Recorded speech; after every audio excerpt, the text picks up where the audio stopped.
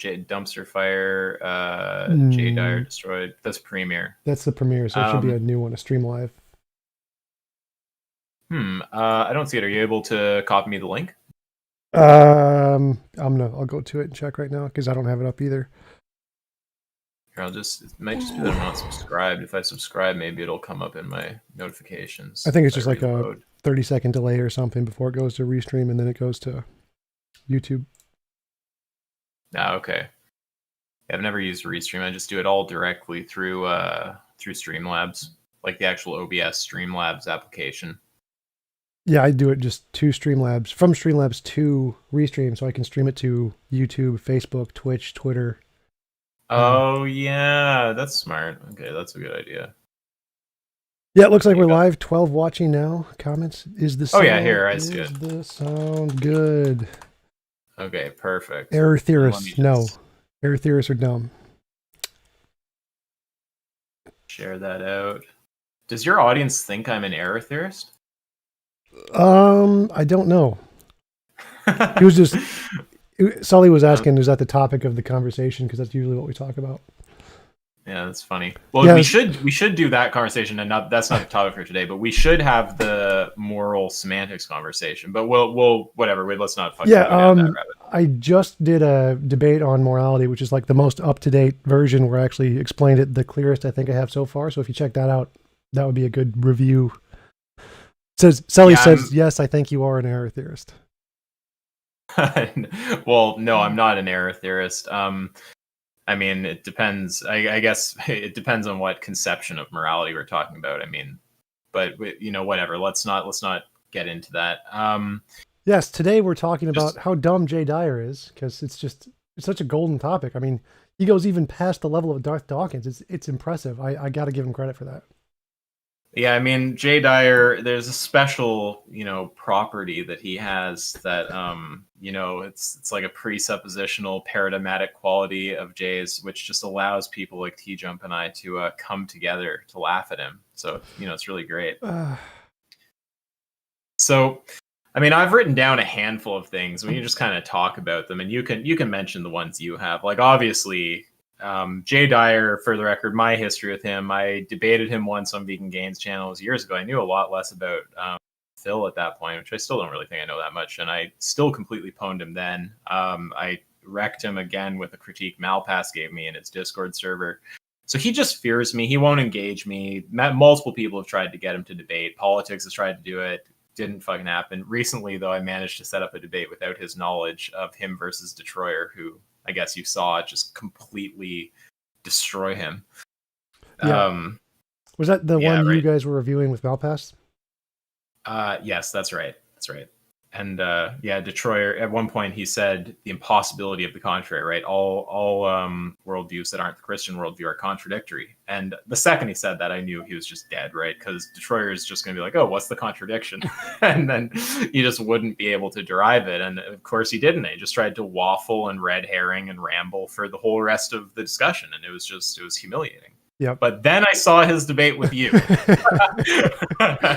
And I mean, I do have to give you credit. Like, you really, really triggered him quite exquisitely. It was great to watch. Thank you. I'll take that compliment.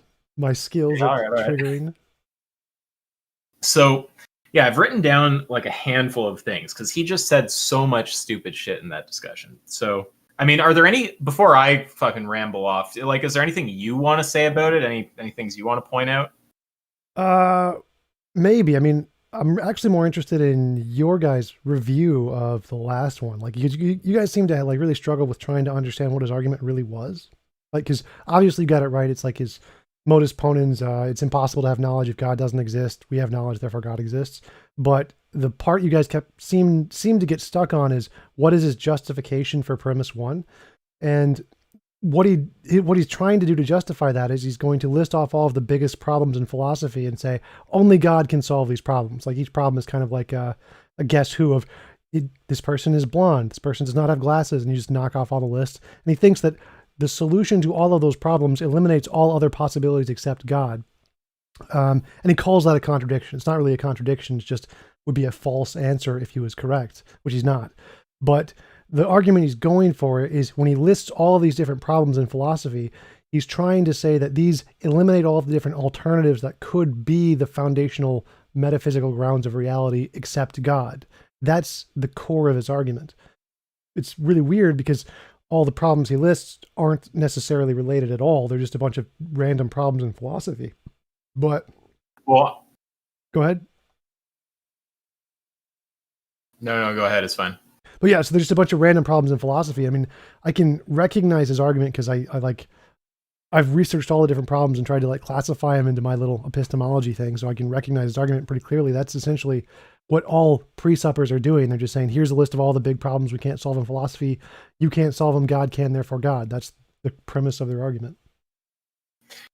Yeah, well, I think that actually Jay moves between different arguments, and it's ambiguous what he's saying. I agree that there's often a kind of core to it, which is something like, if we have these things, which he calls transcendentals, and it's kind of this weird category of things, like, there's like logical laws and numbers and what else is in there? Like the reason, morality, of the external world, sure, objective morality, it's just this big cluster of things he calls transcendentals. And it's like, if we have these things, God is the only thing that could account for all of those, right? And we do have those things, and so God's the only thing that can account for them. And he gets to God existing by some inference, like roughly like that. But of course, it's like just granting that all these things are the case, kind of like what Troy did, right? Like, sure, let's be like realists about morality and this and that and the other thing. Why is God the only thing that can account for them? I agree that that's like the general kind of response, but I also just think it's ambiguous what his argument is a lot of the time, because he moves into other like, it's never formalized, you never really know, but it's not clear that he's always making that same argument. He seems to waffle around. Well, I would disagree there, because I think that both of the two different types of arguments that Malpass describes him as making, like the epistemological and ontological versions of his argument, for him, they're the same thing, because knowledge is a transcendental, one of those transcendental categories. So he thinks it has its own ontology, kind of like a Platonic object. And so for him, he's really just making the ontological version, which Malpass called like a version of the contingency argument, which I don't think it is exactly, but for him, it's the same argument, and both knowledge and the possibility of knowledge are entailed in the ontology of this Platonic object, of this transcendental that is grounded in a God. So when it seems like he's making the two different arguments, it's just his bad phrasing, because he doesn't know what the words mean. And that's why he brings up the two dogmas of empiricism and the myth of the given. He thinks those are metaphysical problems when they're really not. They're about distinctions between our sense experience and our conceptions in our head. But he thinks they are. So that's why he brings them up. Well, you could argue that there's always one argument at the core of it, and it's just his poor expression that leads it to look like different arguments. But like, I'm just picturing, like, sometimes the argument seems something like, if transcendentals exist, God exists, transcendentals exist, therefore God exists. Or then other times it's like, if every worldview except the Christian worldview is contradictory, then the Christian worldview is true. Every worldview except the Christian worldview is contradictory, therefore the Christian worldview is true. Now, you might, like, if you want to try to say he's always just trying to articulate one thing, it's just his poverty of language that leads him to sound like he's making different arguments. That could be true. I'm not sure, but that's exactly we can probably agree it gets articulated as different seeming arguments, right? Oh, definitely. The problem is when pre-suppers use the word contradiction, what they mean is not the correct answer. So anything that is not the correct answer to them is a contradiction by definition. So when he says every worldview is a contradiction, all he's saying is that every worldview can't answer the transcendentals. Those two terms are synonymous for him in every case. So when he's trying to make those two arguments, it's just the same argument and his bad usage of words. Well, I've never seen a pre-supper who has a grasp on basic logic. So I think that that's probably in part why you hear them throw around words like contradiction where they obviously don't belong. I don't know if you saw my last conversation with Darth Dawkins. It's not really, it's a bit off topic, but it's kind of similar where, like, there's ambiguous language usage, and when you try to get clarity, it results in him getting mad. So what he said was that, so I go into this room, right? Darth is in there, and he kind of picks me out and starts like calling me out to debate him, right? It's the thing he does, whatever. He's like, oh, I see. Ask yourself is here. So, ask yourself, do you want to defend atheism? And so I pipe up. I'm like, well, I'm an agnostic, so I defend that, I guess. It's like, oh, well, agnosticism is incoherent or agnosticism is contradictory or whatever. I was like, okay, well, wait, what's the argument that agnosticism is contradictory? And, in typical pre-supper style, Darth rambles on without giving premises and a conclusion. But at some point in what is meant to be his argument for the proposition that agnosticism is contradictory, what was it that he said there? He was saying that you either affirm that God exists or you deny that God exists, right? And I said, well, wait a second. What does affirm and deny mean there? Because if affirm means believe that God exists and deny means don't have a belief that God exists, then sure, that's true, but I don't see how you're going to get to your conclusion, right? Like what's the contradiction? Just being just not having a belief, right? But if it means you either believe that it's true that God exists or you believe it's false that God exists, well, then it just seems like you're basically begging the question, because you're just ruling out agnosticism in one of your premises for the argument that's supposed to rule out agnosticism.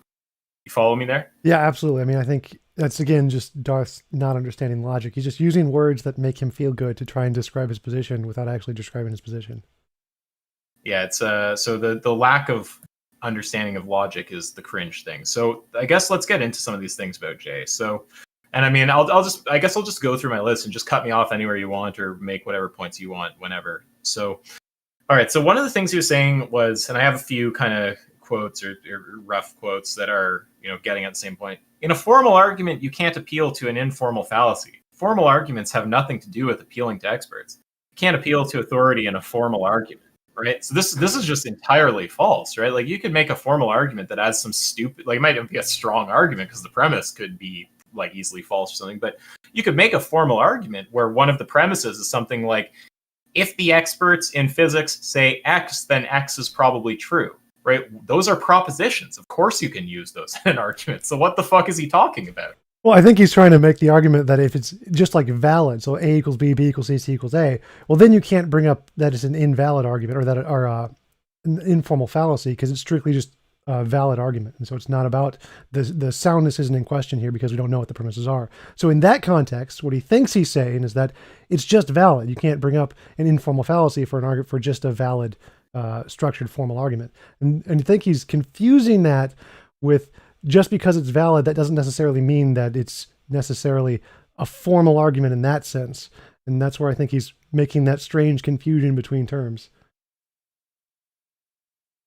Well, it seems like he thinks that when he says appeal to an informal fallacy, I guess it's ambiguous what he means, but the only point that I want to convey is that, of course, you could make a formal argument that in its premises has something like an appeal to authority or a straw man, right? You could formalize a straw man of someone's argument. And so we agree on that point, right? So yeah, absolutely. But the point he was making, because again, he's just terrible with language. What he's saying is that if you have a deductive argument, it doesn't matter what the authorities say on it. Their opinion doesn't have any effect on the truth or falsity or the validity of the deductive argument. That's the argument he's trying to make with stupid words. And he's saying just the validity of the argument, like any deductive argument, Socrates is a man, all men are mortal, Socrates is mortal, the consensus has no effect on that. So he says you can't use that informal, is the word he uses, fallacy to try and critique the deductive form of his argument. That's the argument he's trying to make. Okay, well, if we're going to be charitable and we're going to assume that that's what he means, which could be what he means, then okay. But I was just, when I saw it and I saw formal arguments have nothing to do with appealing to experts, I was just like, I just don't understand. So if all he's saying is that, the experts agreeing on some proposition doesn't make the form invalid or something, we can be charitable and assume he's saying something like that. But as long as, so we do agree though that regardless of what the correct interpretation of Jay is, his words are dumb as shit. Oh God, he's so dumb. Okay, so here's another one. He said it's not clear what an expert is. It's okay, well, I mean, you can always say there's some ambiguity about who the experts are, but I mean, are we really going to question that the people who've acquired like, you know, PhD degrees in physics are like the experts in physics? Like, is that really in question? Yeah, It's really in question he's that, probably making some kind of identity argument. Like in evolution, it's kind of hard to draw the lines between one species and another because you get like ring species, and so it's kind of ambiguous. But we can clearly tell the difference between like a bat and an elephant. So we can clearly say here are the experts in this category, and there may be some like blurred line between which ones really finally qualify at the smallest level. But we can clearly tell what an expert is as opposed to a non-expert. That's an obvious difference. So yeah, it's like a sorties kind of thing. Yep. The problem of the heat. Again, you're very charitable to Jay. Like, yeah, I could see you being right about the first one, where he's just saying, you know, what the experts think has nothing to do with if the argument's valid, but not clear what an expert is. I don't know if he's doing a sorties thing there, but yeah, let's just assume he's doing something that's like a sorties kind of argument. I mean, of course, presumably we can tell the difference between like, you know, some like mentally disabled like 5-year-old child and like some like, you know, a PhD in like astrophysics. And we can tell the difference between Jay Dyer and Alex Malpass, definitely. Right. Yeah, exactly. Okay, so here's another one. When you make a formal argument, this is different than when you're making arguments about factual claims. What the fuck are you talking about? You can make a formal argument about factual claims. Yeah, I'm not sure how to interpret that one. I don't know what he's saying. Come on, give me the charitable defense. So, I mean, that I don't understand. It's like when you make a formal argument, this is different than when you're making an argument about factual claims. It's like, does Jay think you can't make a formal argument about factual claims? Are formal arguments supposed to be about non-factual claims? Like is a formal argument not a fact? I don't get it. But I mean, I think I almost this is uncharitable, I guess, but it might even be so bad as like he's confused about the distinction between like an a priori argument and like a formal argument, and he thinks that there's something about like maybe he's talking about like analyticity, and he's thinking about things that are true like just in virtue of their meaning and not like, you know, observations we make out there in the world. Like maybe it's something like that. I think that's right. I think what he's trying to make a distinction between is a priori truths that you can know just by thinking about it versus what he would call like contingent truths, like the earth is round or something like that you need sense experience to verify. So I think that is probably the correct interpretation of what he was going for.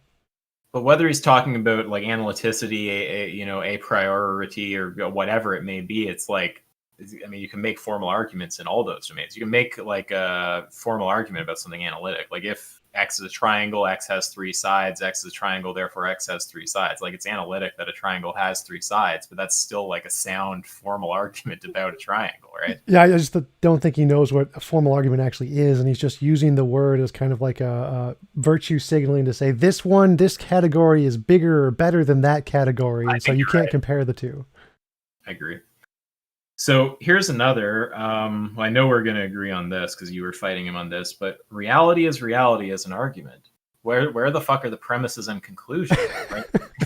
It's like you kept asking him, right? Where's the therefore, Jay? Like, where's the therefore? Like he doesn't understand. An argument has to have premises and a conclusion. And the conclusion is marked with a therefore or a so or something like that. Right. The 3 little dot symbol that he used in his little board thing. Right. Exactly.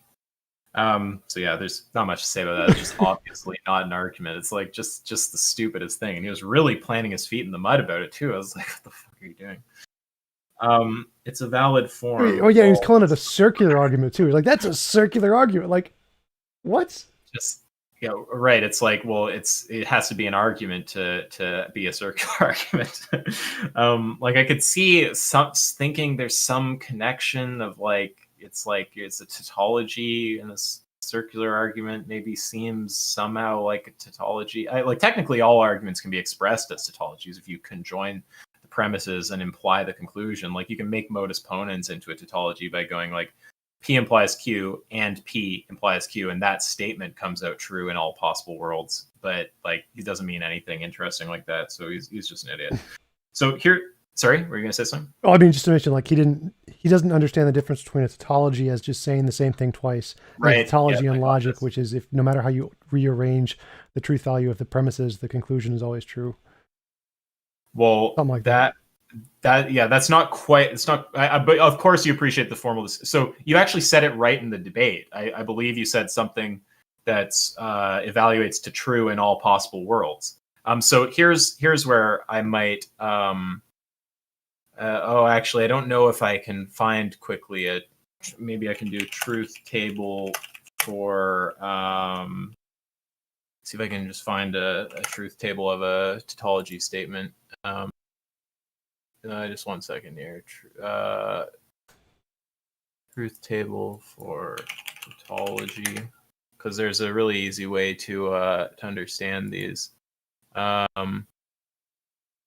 would have to go looking, so I'm not gonna hold people up right now. I wish I had a generator that could do WFFs and not just arguments. Whatever. Okay, so here's the next one. So I wrote this as "it's a valid form." Lol, what's the form? so it's like this was just hilarious. Like he was just insisting that the argument has a valid form, which like we'll get into that. It's not actually valid as written, but there's a charitable interpretation by which it could be a valid argument. And as written, you mean on his little whiteboard, that written one? Yeah, that doesn't directly translate into a valid argument, but if you were charitable, you could see what he's like going for, though.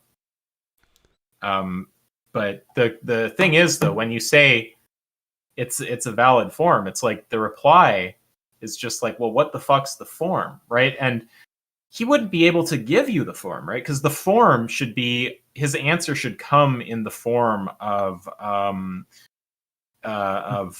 nomenclature for some formal system, right? Like if you have to specify the form, I mean, obviously there's shorthand for some of the forms, like it's modus ponens, hypothetical syllogism, right? Something like that. But either way, it's like those are just shorthands for things that can be expressed in the nomenclature of, in that case, like propositional logic, right? Like his answer should be something like P or Q, not P, therefore Q, or like, P implies Q, not Q, therefore not P, right? Like if you asked him to specify the form, like he would just completely faceplant. He would just try to say the argument at you or something. He wouldn't be able to. He didn't do that. He just said it's like a disjunctive form or something. I think that's what he said. I have that written down too. But my bigger problem here was that I didn't ask anything about the form. I said, well, what's the first premise of the argument? And he's like, well, the form is, I'm like, what? And I kept asking, so wait, what is a valid argument? And then he said, well, a valid argument is one where the conclusions follow from the premise. And so in order to have that, I was like, so you need premises, right?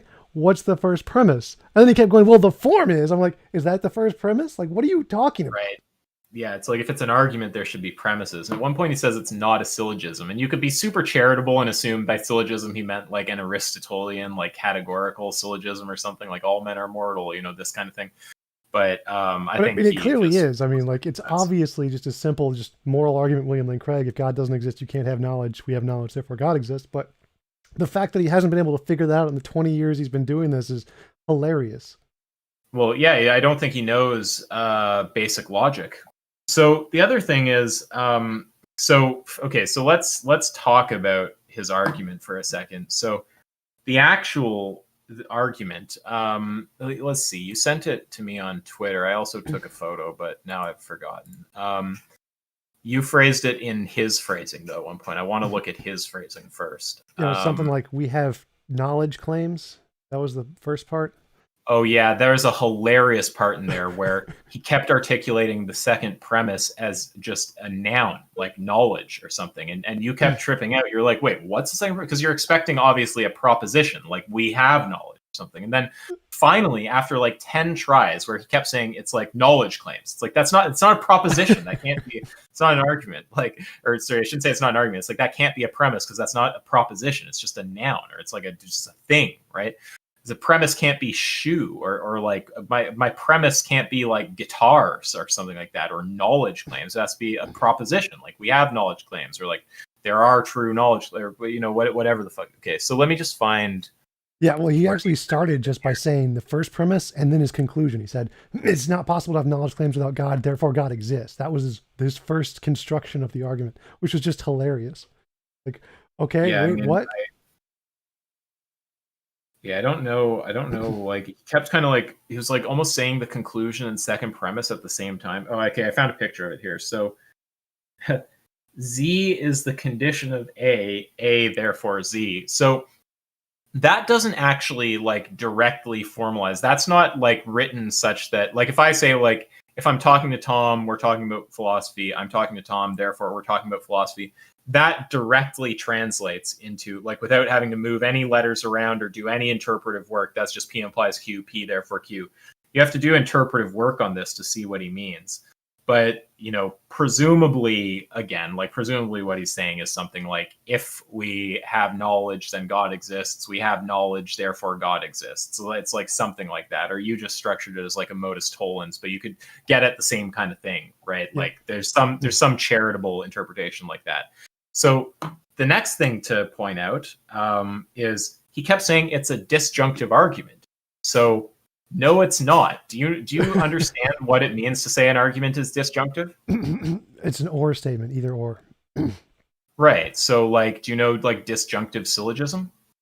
P or Q, not P, therefore Q. Like right. That. Yeah. Exactly. So there's no disjunction in his argument. Where's the or? So why is he calling it a disjunctive argument? There's not an or in it anywhere. Yeah, maybe he's going for like the classic argument from incredulity. Like, I can't imagine X. If X was true, I could imagine it. Therefore, X isn't true. Kind of something like that. That could be what he's going for if he just doesn't realize it.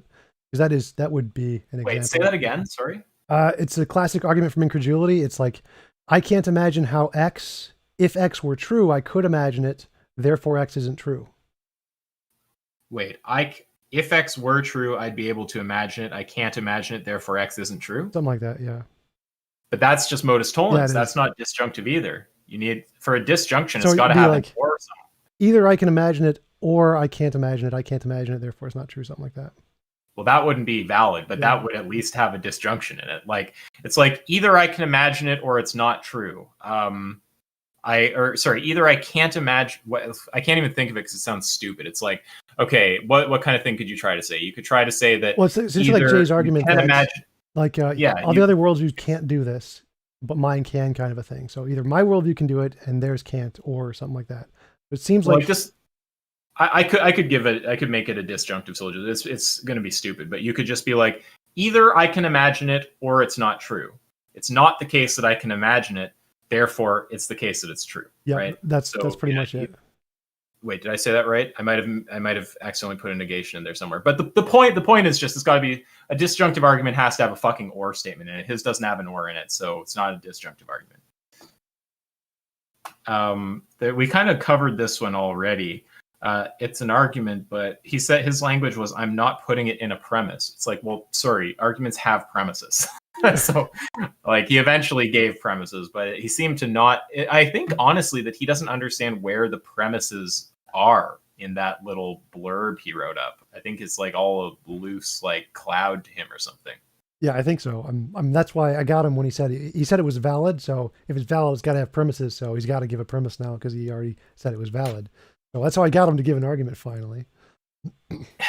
Yeah, right. Well, yeah, eventually. And he kind of played it like he always knew there has to be premises. But earlier he said, like, you could be so charitable when he made the statements, I'm not putting it in a premise and it's not a syllogism. You could be like, he's just at this moment not stating the premise and it's just not an Aristotelian categorical syllogism. But, you know, a pretty reasonable read is just that he doesn't know what, like, you know, what fucking syllogisms and premises and formal arguments really are in any clear way. So yeah, I think that's probably more accurate.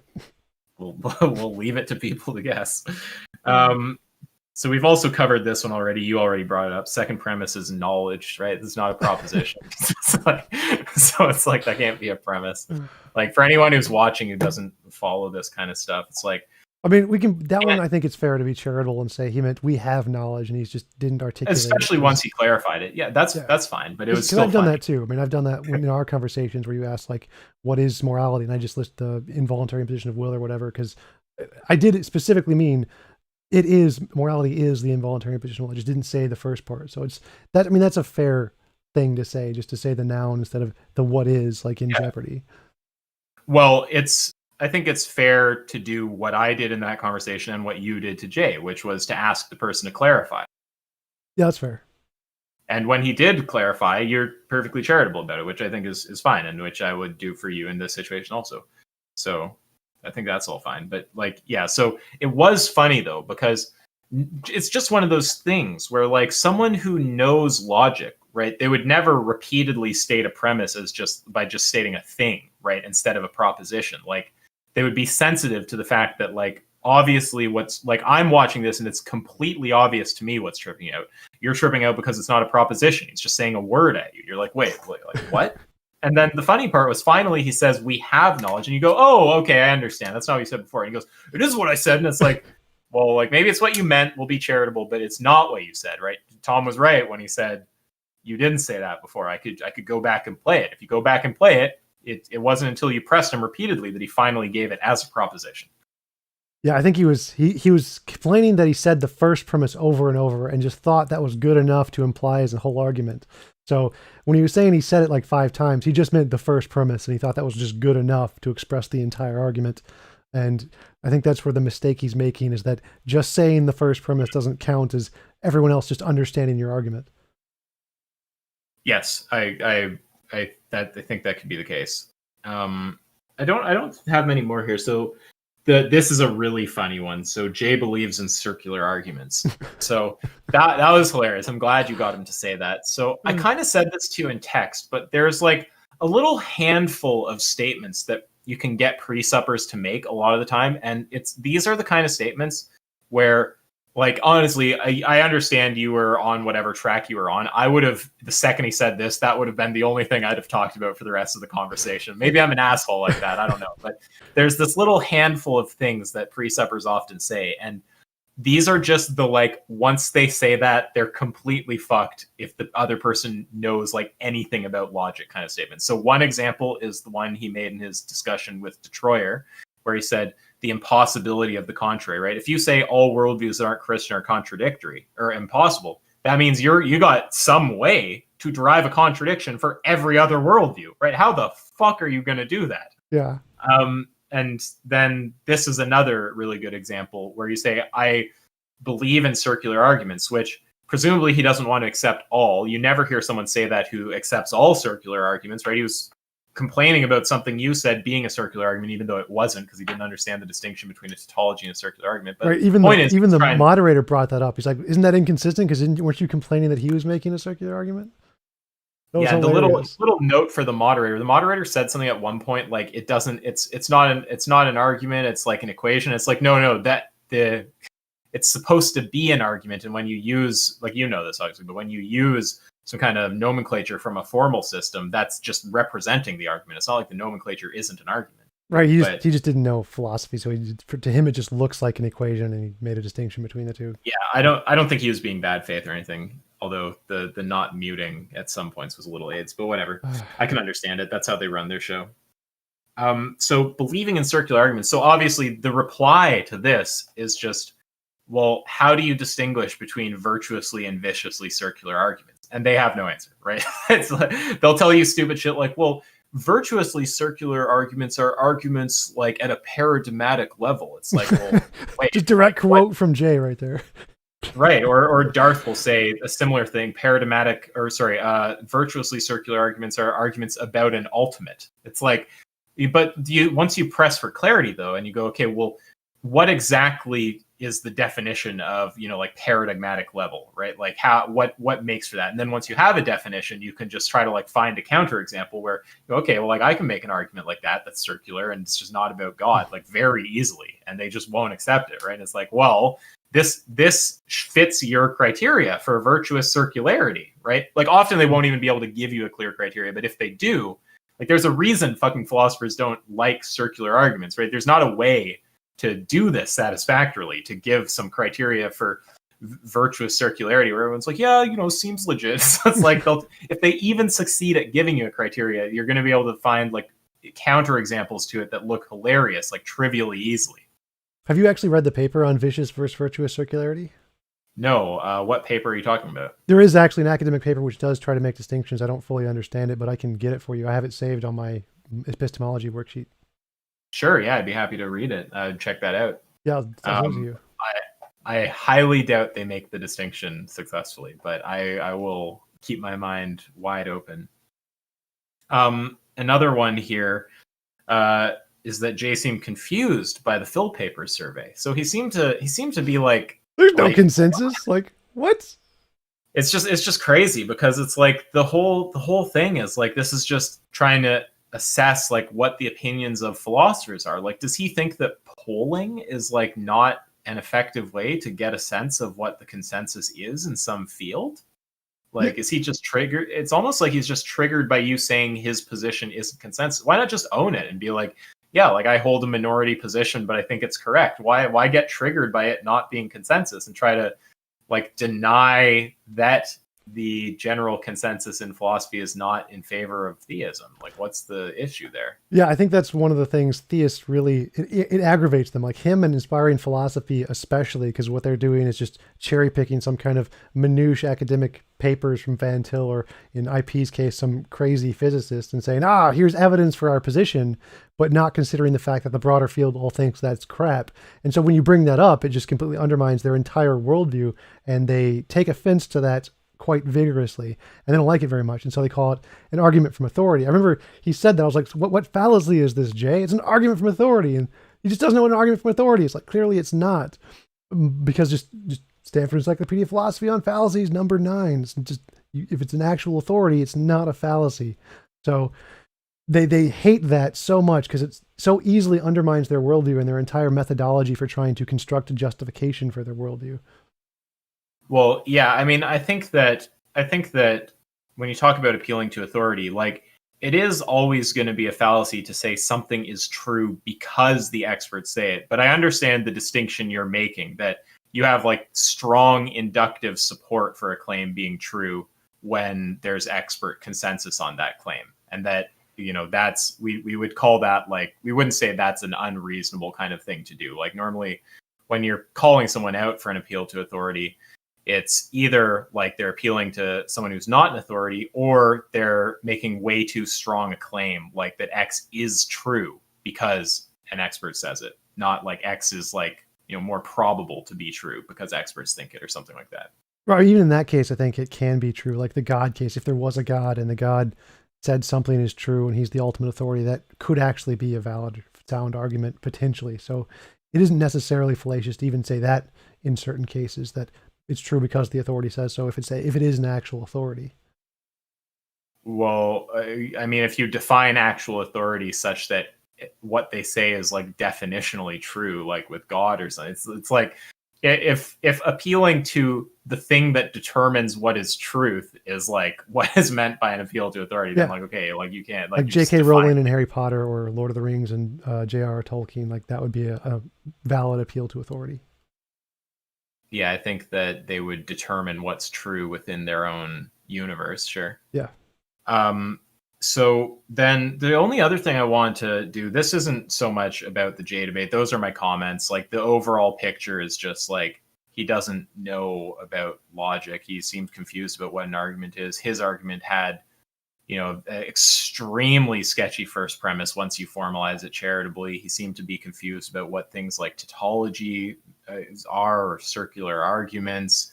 He didn't seem to understand like that, we can talk about experts. He just seemed confused on so many levels. It was hard to even didn't know fathom. what the 2 dogmas of empiricism were, doesn't know what Quine wrote, doesn't know what Kant said, doesn't know what the Bertrand Russell's criticism of I think therefore I am is. Like that one was actually really interesting, the one where he said I think therefore I am presupposes language and logic and that kind of stuff, because precepts think that language and logic somehow exist prior to the argument, and you're just trying to grasp these Platonic concepts when you're forming the argument. And you can actually just say, no, I don't presuppose any of that stuff. I just make up all those languages based off of qualia experience, and that's perfectly reasonable. So you don't actually have to presuppose those things, except in some kind of pragmatic sense of you're just using them to form the argument. So I think that was a really interesting part that precepts don't understand, is that presupposing the use of language doesn't actually entail that language existed prior to the formulation of the argument. I would have to give some thought to that. I don't think I have anything to say to that right there. The only other thing that I thought might be interesting is, do you know how to interpret truth tables for propositional logic? I mean, how to look at them and see if the first row is all true, then the conclusion would be true? Like, what do you mean interpret? Like how to read a truth table and tell if it's valid? Not off the top of my head. I think it's just if you look to see if the premises follow the conclusion, right? So if the premises are all true, then the conclusion is true, and if the premises are false, then the conclusion will be false, kind of thing. I felt like I'd want to show you how to do this because you find, like, honestly, you would find it super useful to catch people out on some of these things. And I know that you have a tendency to like you like to get them on the minutia of when their logical structure is wrong or they're fucking up in some way there. So it might be interesting. So I'm going to screen share you something because it's actually an incredibly straightforward thing. You'll get it right away. So can you see my screen share there? I got a black screen. Now I see it. Now I see it. Okay. Right. So this is like the truth table for modus ponens, right? P implies Q, P therefore Q. So if you look at this right here, the variables table, what that's doing is it's capturing all possible truth values for the variables. Now, keep in mind, this is a bivalent logic where something's either true, 1, or false, 0. Like you have many valued logics and yeah. Right, of course. So now you can tell there's only 4 options here, right? Kind of like if you had 2 light switches, like both on, both off, one on and the other off, the other on and the one off. Can you appreciate that? Basic matrix, you get one table for each premise, essentially. A variable or whatever. Yeah. You get a with two variables that can each have one value, you get there's only 4 options. There's not like if you're in the audience and you think there's more, please think of what other combinations there are. So the idea is just we're capturing all combinations possible. And then the argument is going to, this part's the argument, right, with premises and conclusion, obviously. The argument, its premises and conclusion are going to evaluate to have certain values under these truth conditions. So the way that you'd want to read the table to see if the argument is valid is you just want to look if there's any row in the argument, so any possible world, any set of truth values for the variables, where the conclusions both get or the premises both get a 1, true, and the conclusion gets a 0, right? So as you can see, there's no such row here with modus ponens. You following me so far? Yep. So if there's a row with just 1s for all of the variables, but a 0 for the conclusion, then it's not valid.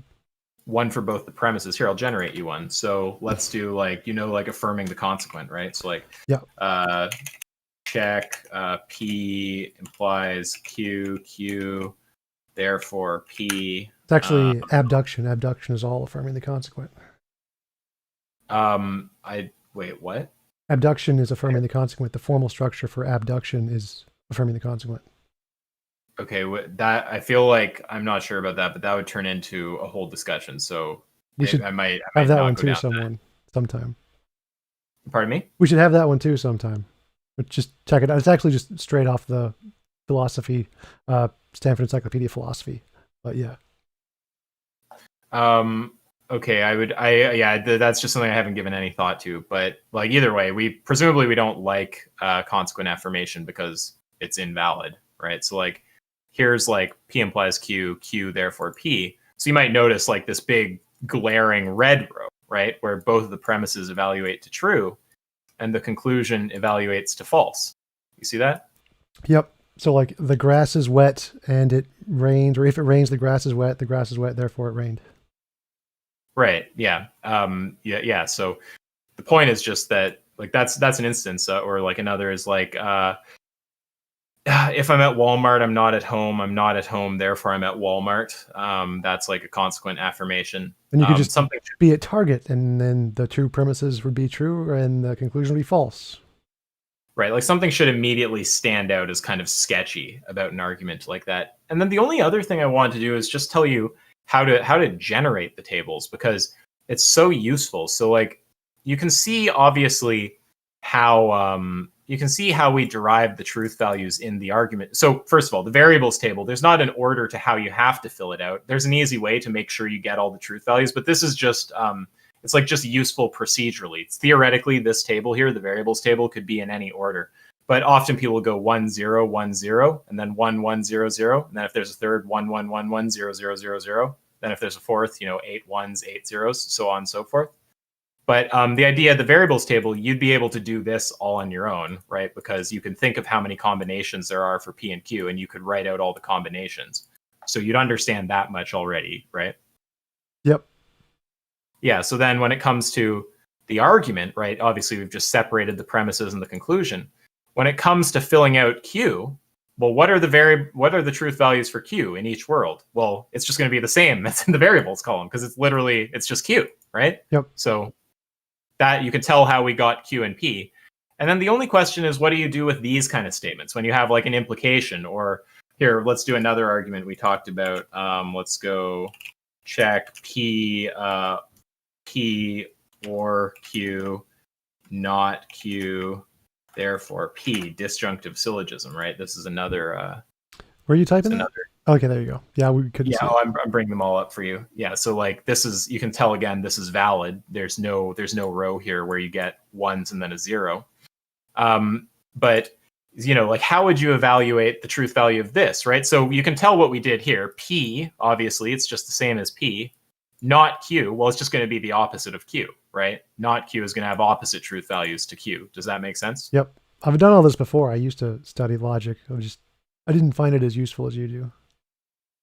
Yeah. Well, I find it super useful. I was going to just say how to get the truth value for these compound statements. Would you rather not? No, go for it. Yeah. Okay. All right. So here, let's see. I think I have some images somewhere. 1 second. Where did I put these? One sec. Oh yeah, here we go. So open that. So let's wait, that's conjunction. Let's do or, right? And there's only usually 5 operators, so we won't go through them all, but like this is the idea, right? So like here's like and alpha or not. What are the other ones? Yeah, there's exactly, yeah, right. So there's not, there's and, there's or, there's sometimes exclusive or, because this or is like and or, and then there's and, right? So usually implication, there's biconditional, which is the one we had an argument about that one time. And then there's which for the record is not circular. It's P implies Q and Q implies P. That's not a circle. It's just a biconditional. But yeah, the or one right here, this is and or. So I mean, you can probably intuitively guess like when this would be true, right? It's like A and or B. Like when would you think it's going to be true? Well, it's obviously true when they're both true. It's obviously true when at least one of them is true. It's only going to be false if A and B are both false. So what I kind of want to show you is just how do I minimize this window? I have no idea. Yeah, like that. No, okay. I just want to show you how to look at this and then figure out the truth values for that. So this statement right here, P or Q, just like here, alpha or beta, you can tell from the values of alpha and beta when the disjunction, which Jay doesn't know the meaning of, ends up being true, right? Yep. So we can tell, it's true when A and B are both true when one or the other is true. It's only false when both are false. So if you look at something like this, P or Q, well, it's pretty easy to determine, right? So in the first row, it's going to be true because P and Q are both true. In second row, it's going to be true because at least one of them's true, P or Q, right? One of them's true. Third row, one of them's true also. In the fourth row, one of them's false. And then you already know how to get the value for not Q, how to get the value for P. Then you can just generate it and see if it's valid. So yeah, I just thought that would also be a useful thing. Like obviously, like more could be said about that, but it's like useful to have because so often people just give you these completely garbage arguments where there's just no structure to it. And like forcing a structure then allows you to really carefully zero in on the premises and then force like further structure for arguments leading up to those premises. And it makes it like very satisfyingly linear. Yeah, I definitely agree. There is value in assessing it for someone who really understands the logic, but in a debate format where most of the people watching don't understand it and aren't going to follow that long into an argument, and the person you're talking with probably doesn't either, it's not as compelling as a counter argument as some of the more rhetorical tactics. And so I usually prefer those, and I didn't spend as much time going into logical analysis. I just got bored with it. It wasn't as useful in a debate format to me. So it's definitely useful if you're talking with a professional in the field who definitely acknowledges the value of it. But other than that, I haven't found it as useful in a live debate format. Yeah, well, this is the thing. So here's one of my thoughts. So like, I think there's truth to that, right? Like rhetoric plays better than actually just like cracking out the logic and just like kind of like forcing the debate into that terrain. But what I hope for is actually a shift in the meta. So like right now, I think the debate meta is like hilarious. It's like, people just like in a lot of empirical debates on YouTube, people just appeal to authorities, cite studies at each other, don't know how to compare studies or like, if they have separate metas, how to create a meta using like, one of those apps like RevMan or something. In philosophy Wait, debates. what was that? What was the app? What does the app do?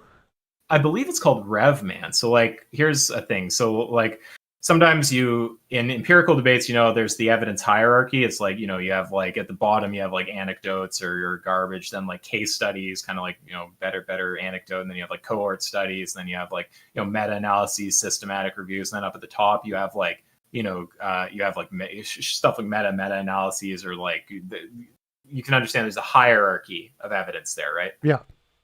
Yeah, obviously this, but what does the program do with does it just make this and like? I was about to say what it does and when it's useful. So like I was just going to describe when it's useful first, which is just like so often you get in a situation where they have their meta and you have your meta. Yeah, I was actually specifically thinking about like my recent debate with what's his name on Black Lives Matter, and we're both citing different studies about like is the African Americans shot at a disproportionate rate to the crime rate or whatever, and which of the studies are more relevant. That was the example I was thinking of, and how would I be able to use this in that context? Okay, so I guess the first question is, were both of you citing studies at the same level on the hierarchy? Because you might not even have to if yours are from a higher place in the hierarchy. I have no idea. That was the question, like how would we assess this? Well, so this is basically, so first of all, Avi is the one who's really good with this stuff.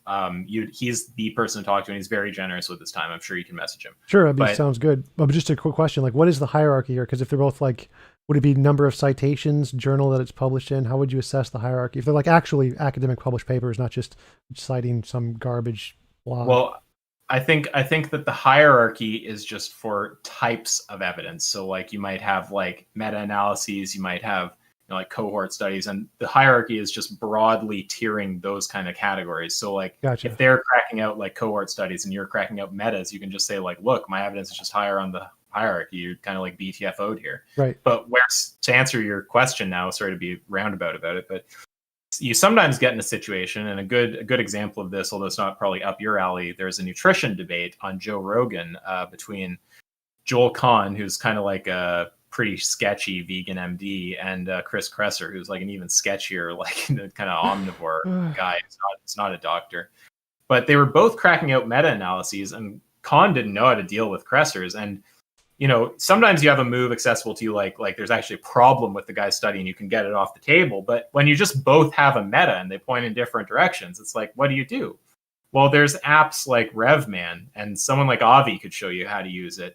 And you can actually input all the data and generate a meta analysis. And then that's just such a BTFO move, because like then you're just like, oh, well, you know what? Like I've combined our studies and the aggregate results in my favor. Like, what are you going to do now? Yeah. Has that been like peer reviewed as an app that actually works, or is it just kind of like a cool thing? I think it's just a standard application for doing like statistical analysis. Like it's like a kind of like standard tool that statisticians use. Like when you see studies that build like, they have like tree graphs built into them and all this kind of stuff, like they generate all those graphs using applications like that, where they input data and then it'll generate some kind of like graph or something out of it, right? I don't know the ins and outs of RevMan, but it's just like a standard app that statisticians use. Well, that's one of the big debates in statistics, is using Bayesian versus classical statistical analysis, and which one is better in certain instances, and what are the priors and what are best to use. So I've actually been debating this with Luke Barnes on Twitter a bunch, trying to figure out how to actually assess his use of Bayes, indicating a designer for fine tuning is wrong. And so it's a really complicated topic. Yeah, I mean, if Avi's on, I'll bring him on for a second, because he is just like vastly more knowledgeable than me about this kind of stuff. But what was I going to say? Yeah, it was just this all came out of just talking about the debate meta, right? Which is just cringy right now. Like in empirical debates, people just cite studies at each other, appeal to authority, and if they have something at the same level on the evidence hierarchy, they're just fucked. Or like in philosophical debates, barely anyone actually uses logic.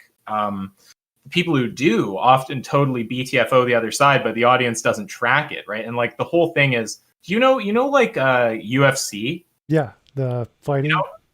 Yeah, like MMA. I mean, so I don't know much about the UFC, but the impression I'm under is like initially when the UFC sort of started, people would come in with these like radically different styles. Like you'd have some guy coming in who's like just like Muay a Thai like versus Kung Fu versus the Chinese right. martial arts, akimbo. Yeah, But as the meta in UFC developed, it became obvious that you had to have minimally some ability to fight on the ground. Because if you got taken down by one of the jiu-jitsu guys, like if you don't know any ground fighting, you're just fucked. There's just it doesn't matter how good you are on your feet. You're not getting back up and you're just basically screwed, right? yep. So now if you look at any UFC fighter, it's like they have some level of ground training. They might not have the kind of ground training where they can contest an expert ground fighter, but like minimally enough to try to like get off the ground if they end up on the ground, right? Because it just wasn't viable in the meta to have no ground training, right? It's just too high liability. So what I kind of hope is that an analogous thing will happen with debate. So I understand what you're saying of you want to just, kind of, I guess you would just act within whatever the current meta is. If rhetoric is useful, then use rhetoric. If logic is useful, then use logic. But my take is we need to actually progress the meta. So I'm an early adopter. I'm going, we bring in the proper logic. We force people into a formalized kind of debate procedure. If audiences don't like it, they can eat a dick. We're going to push this through, and eventually people just understand that you get BTFO'd if you don't know this stuff, and the meta will shift. That's kind of my potentially delusional hope, but that's what I try to do. Yeah, I definitely think that would be cool. I think that there is value in understanding the logic, and I think it's definitely a useful metric, but I don't think that's going to happen. I think that popularity wins out, and what's going to be popular in arguments is what can emotionally engage the audience, not what is the most logical always. That's why like scientists are really terrible in debates because they don't know how to articulate their ideas in an emotionally compelling way as compared to like young earth creationists or Nathan Thompson, the flat earther guy. They do really well in debates because of their confidence and their way of expressing things. So even though their arguments are dumb as shit, they sound good, and that gets people emotionally engaged, which gets them a lot of followers. And I think that is such an ingrained part of human nature. I don't think the logic is ever going to overcome that and be the more important part of a debate format, unless it's going to be like academic kind of formal college debate kind of a thing, which could potentially adopt that as a rule system. But in public debates like this, I don't think it's going to work. There's already some communities though where the norms are changing, right? Like in the kind of communities that I exist in, a lot of the Phil communities, just on Discord, right? It's not even like strictly academic. It's like there's a general understanding of the usefulness of logic, and when one guy's floundering with respect to logic, it's just seen as cringe, and the audience is like, oh my god, like the fail level, right? So I don't know if it's impossible to spread that into broader kind of debate communities. Like imagine if some of the top tier debaters who are just really good started making good use of logic. You really think it would be that hard to spread that kind of norm in some of the debate spheres online? Yeah, I do. I think that it's kind of the same idea as religion versus logic or humanism. It's a lot more difficult to spread ideas, even if they're significantly better ideas, if they don't have that intuitive emotional grasp to them. That's why people watch more cat videos than they do Alex Malpass and Ozzy and all the other big atheists and the Stanford like online courses. They just offer free courses for people, but people aren't interested in that because it isn't as emotionally engaging. And I think it's the same dichotomy between religion and interesting scientific facts. It's just because it's a part of ingrained in human nature, those harder to understand methodologies, even if they're better, probably won't gain the same traction as the emotional just pulls of silly arguments and things that sound good. I guess we'll just have to see, because I've seen it spread within specific communities, and I'm not convinced that it's like a fool's errand to try to spread better debate norms in like kind of broader debate communities than just this philosophy space. But I mean, we're both kind of just like we have our intuitions, and we'll just have to see what happens. But either way, I think even if I knew that there's no hope of changing the meta, which I'm not convinced of, but even if I thought there was no hope, I would continue in my ways, because I just fundamentally place higher value on being accurate and being clear than rhetoric. Yeah, But I definitely I see value in it. I don't think it's a wasted effort. But I think one thing you could do is do something like modern day debate does and start like a debate circuit where this is like one of the requirements in the debate that you have to be able to do this to some degree. And that might be able to create enough of a community to centered around that. And that could teach the other people who don't actually know it at the same time to be able to build that as an ideology. Yeah, well, we have kind of done that to some degree on Discord. And we actually have roles and stuff now that you can get if you can complete the like generated bot test. It can generate infinite, or not infinite, like trillions, I think, of different unique tests. So we try to incentivize it. But yeah, I hear that. I feel like there's one more thing I was going to say. Oh, yeah. I mean, we're getting a little off topic, but just with respect to debate norms, like, you know, there's other things like I have complaints about modding. Like there's lots of mods who don't mod based on content. Like when one person is pressing with a question, they mod based on time spent speaking. I don't like that one. I don't know how you feel about that one. Well, I mean, I don't have that problem because James doesn't mod at all pretty much. He just sits there and just... He's not as bad as that guy on the kill stream who just literally would not mute him. Like, wow, that was so bad. Yeah, that was pretty funny. And then the only other one is... oh yeah, so I do get triggered by audiences who have aversion to the following two things, which are semantic analysis and formalization of arguments. So like people don't understand, and like you and I, we're gonna have one of these conversations sometime about the moral semantics, but oftentimes exploring how someone's defining their terms is going to be more important than exploring their argument, because it's like something can be getting smuggled in the definitions, or there can be an ambiguity or a contradiction that's, or like some kind of like, yeah, I guess like analytic problem is just going to ultimately be a contradiction that's existing at like the definitional level, where it's like if you were to just force the debate forward onto talking about the arguments without getting clarity on those things, you'd be in a bad situation. Or similarly, well, yeah, one really big example of that is God. Just the term God has so many of those just ingrained in it, and just, yeah, that's exactly the example of what you're going for. But at the same time, like, even if you did go down that path, people would just be, no, he's God. He can totally do that and not a problem. Who cares if there's logical contradictions? It's only apparent logical contradictions. Human logic can't comprehend the power of God. Yeah, that's a major cringe-a-thon. Or with formalization, here's part of also why I think it's so important. I don't know if you've had this kind of thing happen, but occasionally you'll get someone giving you an argument where the conclusion doesn't follow and insisting you debate the truth of the premises. You're like, well, what the fuck? Like, what's the point of that? They could both be true, and we don't know it guarantees the conclusion. So why would we do that? The form doesn't make sense, right? But audiences will often get triggered if you want to go into the actual form. Bringing it back to the topic, Jay's audience despises it, right? If you try to make that guy clarify his argument form, it's just AIDS. They hate it, but it's like, okay, well, you know, we got to do that. Or if you make him clarify terms, right? Semantic analysis. It's like, what do you think it means to talk about, like, you know, a transcendental? What defines that category? It's like those kind of questions.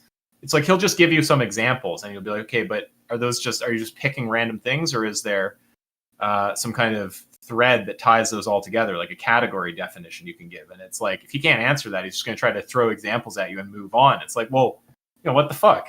So yeah, that happens a lot also in the God debate. Like me and Aaron had a debate with Cliff and Stewart, something, I forget their last name, but yeah, it's really useful in those debates to do the semantic analysis. Like, what do you mean by supernatural? Like, what is that category? Why can you have free will on supernatural but not natural? What's the difference between them? I almost commented on that in that exact debate, because I actually watched that one. Funny enough. My apologies. My condolences. Yeah, it's okay. I forgive you. But I don't remember the exact thread, because I wasn't watching this carefully like the J one. This was like background noise when I was cooking. But he was saying that there's an immaterial soul that's physical, and it's like, wait, but natural. He said natural. He said, like, there's a natural soul, but then he said God also has a soul, but God is supernatural. Well, but even without bringing in the statement about God, it's like we need to do a semantic analysis there, because when you say that there is a natural non-physical object, you know, that seems confused. Like normally natural is taken to like refer to things that are physical. So like if there's something that's natural and non-physical, maybe you can make sense of that, but we need to kind of get a sense of how you're using those words to even know if you're not just contradicting yourself ultimately when you're saying that it's natural and non-physical. Yeah, I definitely understand that. I mean, but the philosophical literature, there's a big debate between natural and supernatural and how the term is ambiguous, and Capturing Christianity brings that up a lot. He hates the distinction because of that. So I can understand that position from a theistic side on that one word. Oh, sorry. Go ahead. Yeah, well, I was just going to say, Capturing Christianity, I saw him post a syllogism. I always get interested when I see them posting some logic shit. And I thought it was hilarious in your Jay debate when he gave you this argument and you realized like it's not valid or there's some problem. You're like, oh my God, if Ask Yourself were here, like, as in like I'd just be laughing at it or something, which I'm sure I would. Yeah. It's like, we got to bring Ask Yourself in. This is going to be hilarious. I would get triggered, I'm sure. But yeah, he if you see Capturing Christianity, he posted an argument a few days ago, and I was talking to Rationality Rules briefly. Was it like one of his serious ones or one of his joke ones? No, it was serious. So it's God exists necessarily or is impossible. God is not impossible, therefore God exists necessarily. But it's like when we do a little bit of semantic analysis on those terms, right? It's like, well, something exists necessarily if and only if its non-existence entails a contradiction. And something is impossible if and only if its existence entails a contradiction. So it's like, I wonder why he thinks that God's non-existence entails a contradiction or his existence entails a contradiction. Why would we have a disjunction between those two propositions? Once you get rid of the words necessary and impossible, and you say entails a contradiction or doesn't entail a contradiction, it's like, wait, you're saying either God's non-existence entails a contradiction or his existence entails a contradiction? Why is that? What the fuck is the argument for that? Well, yeah, that would be just another one of those examples earlier of how it's just affirming the consequent, because it's even if, for example, either he's necessarily existence or he's impossible. Well, you could just take that for any object. Well, even an apple is necessarily existence or it's not impossible. Why would this be a problem? What is the difference here? Okay, wait, I don't see how it's affirming consequent, because it is just a disjunctive syllogism. It's just P or Q, not Q, therefore P. It's just asserting that because either he's like, it's a false dichotomy. So either he's necessarily the case or it's impossible he's the case. It's just possible. Yeah, that I agree with. So that would be the way I should have phrased it. So you can just pick anything. Like, so either an apple necessarily exists or it's logically impossible. It's not logically impossible. Therefore the apple necessarily exists. Yeah, but it's like, why would we accept the claim that either an apple, either its non-existence entails a contradiction or its existence entails a contradiction? Why would we think that? Like, what the fuck would the argument for that? So it's just I mean, that's just classic Thomism, where you think God is by definition a necessary being, and so either that is the case or there has to be some logical contradiction in that argument. And that's essentially the point I think he's trying to make. Well, wait, when you define him, are we trying to deduce that he's necessary or define him as necessary? Because something he's just necessary. Defining him. So he's just saying this is a conclusion of other arguments. God is a necessary being. So either God is a necessary being and exists necessarily, or there has to be some kind of a logical contradiction, and there isn't a logical contradiction. Therefore, the necessary stuff is all correct. Well, to show that something exists necessarily, you'd have to show that its non-existence entails a contradiction. Unless you're using the ontological argument. It's just... How do you mean? Well, wait, I don't think there's an exception in that case. I think any time that you're saying something exists necessarily, I just take necessary to refer to logical necessity. Well, yeah, that's the point of the ontological argument, is that you can somehow define things into existence without just proving their logical necessity. So it's like God is the greatest conceivable being. A being that exists is greater than a being that is purely imaginary. Therefore, the greatest conceivable being exists. So it's somehow the ontological argument has this magical way of trying to overcome exactly what you're saying, which no one in philosophy accepts other than theists. But that's essentially what they're trying to do, is overcome that limitation.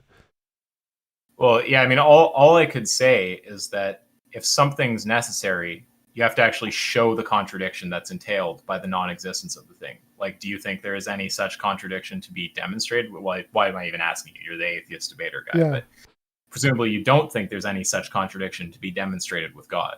Right. So I don't understand why they think that works, but that is their argument, that they think that they can somehow define God as necessary and make him exist from the definition somehow. Until that's... There's also there's a hilarious version of the ontological argument, which I'm sure you've seen, which is the modal ontological argument. Have you seen that? Plantinga's version? Yes. Yeah. So there's I think that I'm referring to Plantinga's version, because there's one version of the MOA where one of the premises is, what is it? It's possible that God exists necessarily, right? Yep, But, yep, that's the one. In S5 modal logic, it's just an entailment of the statement that something is possibly necessary, that it's actually necessary. So Yep. it turns the whole argument into just a one premise argument where the premise isn't substantiated. I actually brought that up in my debate with Ben Arbor. I did a live debate with him in Texas, and at the end during the Q&A, I asked, is it possible for God to possibly exist and possible for him to not exist at the same time given S5 logic? And obviously you can't, because if it's possible he exists given S5 logic, it necessarily means he exists. So he has to reject that claim. Sorry, there's confusion. If it's possibly necessary, right, then it's necessary. Well, since it's God, he is necessary. So is it possible God exists and God is a necessary being by definition? Okay, sure. Then it would be, and you can't be both the case that it is possible God exists and possible God does not exist, which shows the ambiguity of what they're doing with the word possible. Sure. Yeah, I mean, it's just hilarious. I mean, look, we've gotten way off in the weeds, but I thoroughly enjoyed this conversation, though, Tom. It's nice to talk to you in a non-argumentative context. We'll have to argue again soon, though. We'll do the moral. Well, to be fair, I don't know if it'll turn into an argument when we do the moral semantics, because it might just be that you have some semantic that I just end up going, okay, like I understand what you mean, and that's just not how I use the words. Or I might say, okay, wait, I think there's a problem. But yeah, we'll do that sometime, maybe. Yeah, check out my most recent conversation on objective morality, because I think I do a pretty good job of explaining it in that one. And I'll send you the paper on vicious and virtuous circularity. Sounds good. Okay, I had fun talking to you. Keep well, dude. Had fun talking to you too. Talk.